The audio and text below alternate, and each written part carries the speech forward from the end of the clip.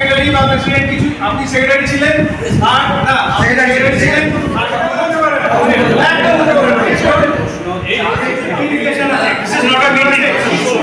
তাহলে 1,08,00,000 টাকা এই যে উনি এক্সপেন্ডিচার করেছেন হসপিটাল প্ল্যাটফর্মে দাঁড়িয়ে, মিটিংটা তো ভন্ডুল মানে কি উনি উত্তর দিতে পারবেন না বলে চিরঞ্জন ডাক্তারবাবু চলে গেলেন। ডাক্তার চিরঞ্জন কিন্তু আগে যে আমাদের রেটটা ছিল এর থেকে অনেক কম রেট ছিল। প্রথম দিন ছিল লাস্ট বোধহয় 2 বছর ধরে কেউ ভর্তি হচ্ছে না। জানুয়ারি থেকে এখন পর্যন্ত আমি 7 মাস কোনো মানে পাইনি।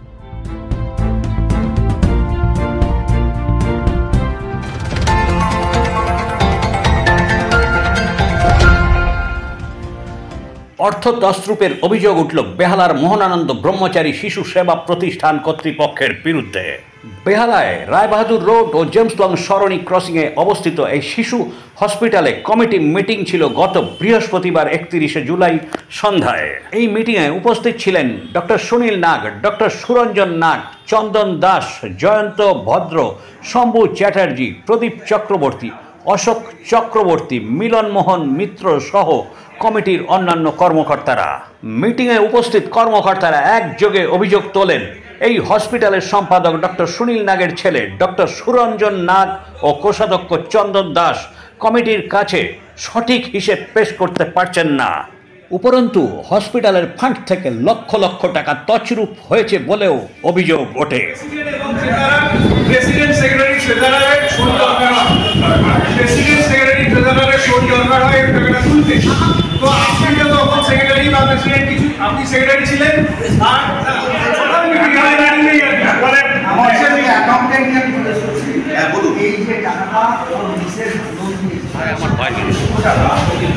থাকবে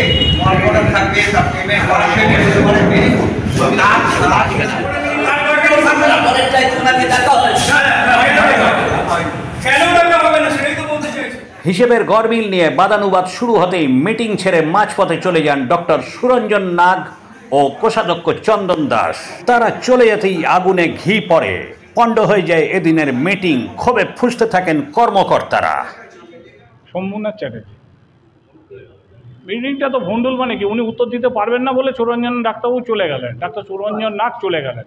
আমাদের ডাক্তারবাবুর সঙ্গে একটাই বক্তব্য ছিল, মানে ডাক্তার সুনীল নাগের সঙ্গে, যে আপনি দায়িত্বে থাকুন গত মিটিংয়ে যেটা হয়েছিল, এবং প্রেসিডেন্ট হবে বিমল মিত্র, আপনি থাকবেন। উনি ডাক্তারবাবু নিজে আমার বাড়িতে এসেছিলেন যে আপনি মিটিংয়ে আসুন, আমি সেক্রেটারি থাকবো, সুরঞ্জন আর থাকবে না, আপনি থাকুন। কিন্তু আলটিমেটলি এখন দেখা যাচ্ছে যে ওনার ছেলেই পুরো ব্যাপারটা কন্ট্রোল করছে। ডাক্তারবাবুর কিন্তু কোনো ভয় নেই। ডাক্তারবাবু এই মিটিংয়ের মধ্যে আমাকে মিথ্যাবাদী বললো। ডাক্তারবাবু নিজে আমার বাড়িতে এসেছে, নিজে এসে আমায় বলেছে যে আমি সুরঞ্জনকে এখান থেকে সরিয়ে দিতে চাই, ও এর মধ্যে থাকবে না, আমি সেক্রেটারি হব। হসপিটালের অন্যতম কর্মকর্তা জয়ন্ত ভদ্র আর্থিক তছরূপের অভিযোগ তুলে বলেন, আর্থিক নয়ছয়ের অভিযোগ যেটা করছি সেটা খুব তথ্য দিয়ে কথাটা বলার চেষ্টা করছি। আমাদের এই হাসপাতালের 2023 সাল পর্যন্ত 34 লক্ষ টাকা ফিক্সড ডিপোজিট ছিল। সেই 34 লক্ষ টাকা ফিক্সড ডিপোজিট থাকা অবস্থাতে ডাক্তার সুনীল কুমার নাগের ছেলে ডাক্তার সুরঞ্জন নাগ, যিনি অর্থোপেডিকের কনসালটেন্ট, তিনি হাসপাতালে এসে বাবার জায়গায় সেক্রেটারি হিসেবে কর্মদক্ষ হিসেবে বা সেক্রেটারি হিসেবে বসে পড়লেন। খুব ভালো কথা, আমরাও দেখলাম। আমরা যারা ইসি মেম্বার আছি প্রায় 15 বছর কম বেশি আমরা প্রত্যেকেই আছি, আমরা যারা এখানে দাঁড়িয়ে আছি বেহালার বিশিষ্ট মানুষ, তাদের উপস্থিতিতে যখন সে দায়িত্ব নিল, সেই 2023 থেকে আজকে 2025 মাত্র 2 বছরের মধ্যে আমাদের হাসপাতালে আরও 20 লক্ষ টাকার কাছাকাছি ডোনেশন এসছে সব মহারাজজির নামে, বা শিশু হাসপাতাল যেটা প্রসিদ্ধ, সবাই ইচ্ছে করে ডোনেশন দিয়েছে হাসপাতালটাকে বাঁচিয়ে রাখার জন্য। আর্থিক অবস্থাতে ঢুকছে এটা। এরপরে দেখা যাচ্ছে যে 2025 সালে একটা ফিনান্সিয়াল স্টেটমেন্ট আমাদের হাতে এসেছে, যেখানে ডাক্তার সুরঞ্জন নাগ তিনি ক্লেম করছেন 25 লক্ষ টাকা তিনি লোন দিয়েছেন এবং তার মিসেস 15 লক্ষ টাকা লোন দিয়েছেন। এবার আমি যদি অঙ্কগুলো যোগ করি, আমাদের ছিল 34 লক্ষ টাকা, 20 লক্ষ টাকা আমাদের ডোনেশন পেলাম, 54 লক্ষ টাকা হলো, আর ওনারা হাজব্যান্ড ওয়াইফ দুজন মিলে আরও 40 লক্ষ টাকা। তার মানে এই 94 লক্ষ টাকা এখানে এসেছে। এবং আজকের ফিনান্সিয়াল স্ট্যাটাসটা এরকম যে উনি বলছেন এই হাসপাতালের কাছে পাওনাদাররা 9 লক্ষ সামথিং স্টেটমেন্ট, একটা রিটেন স্টেটমেন্ট, মৌখিক নয়, হাসপাতালের কাছে পাবে। তো তো বক্তব্য হচ্ছে এই 94 লক্ষ টাকা আরও 9 লক্ষ টাকা কেউ পাবে, তাহলে 1,08,00,000 টাকা এই যে উনি এক্সপেন্ডিচার করেছেন হসপিটাল প্ল্যাটফর্মে দাঁড়িয়ে, কিসের জন্য করেছেন? 2 বছরের পেশেন্ট হিস্ট্রি দেখে আমি বলছি, তার নিজের পেশেন্ট এখানে ভর্তি হয়েছেন মাত্র 6টা। 2 বছরে 6টা পেশেন্ট ভর্তি করাতে হাসপাতাল রিসিভ করেছে কেবলমাত্র 40 থেকে 45 হাজার টাকা, যার হাসপাতালে যদি আপনি প্রফিট বলেন সেখানে 3, 4, 5, 6 হাজার টাকা হতে পারে।